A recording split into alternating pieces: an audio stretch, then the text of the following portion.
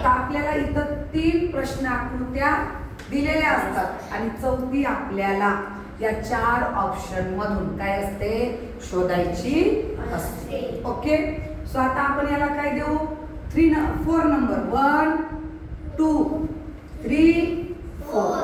Okay, so first diagram is related to the second diagram. पहिल्याचा संबंध कुणाशी येतो दुसऱ्याशी, तसाच तिसऱ्याचा संबंध चौथ्याशी येतो. मग सांगा पहिल्या याच्यामध्ये काय दिलेलं आहे. पहिल्या आकृतीमध्ये बी अक्षर दिलेलं आहे आणि दुसऱ्यामध्ये बी ची आरशातील प्रतिमा दिलेली.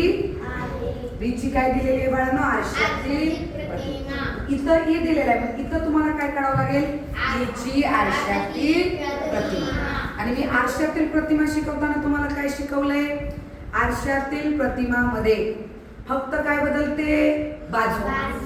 डावीचं उजवं डावी बाजू होते. वर आणि खाली काय राहते जशाला म्हणून मी डायग्राम काढताना कंप्लीट करताना काय करणार ही जी मिड लाईन आहे ती सरळच राहणार म्हणून सरळ काढून घेतली. ओके, आणि बघा हे जे डाव्या बाजूला आहे ते कोणत्या बाजूला येणार उजव्या बाजूला येणार.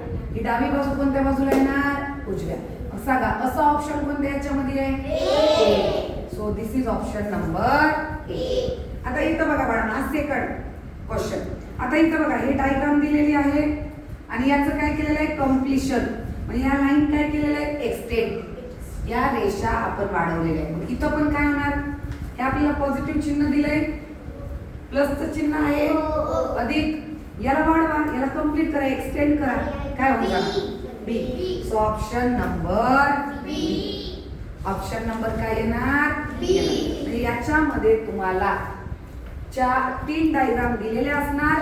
चौथी आपल्याला याच्यामधून निवडायची आहे. पहिली कुणाशी रिलेटेड असणार दुसऱ्याशी आणि तिसरी कुणाशी रिलेटेड असणार चौथ्याशी. मग जशी पहिली दुसऱ्याशी रिलेटेड असते तशीच आपल्याला तिसरी कुणाशी रिलेटेड काढायची आहे चौथ्याशी रिलेटेड काढायची आहे.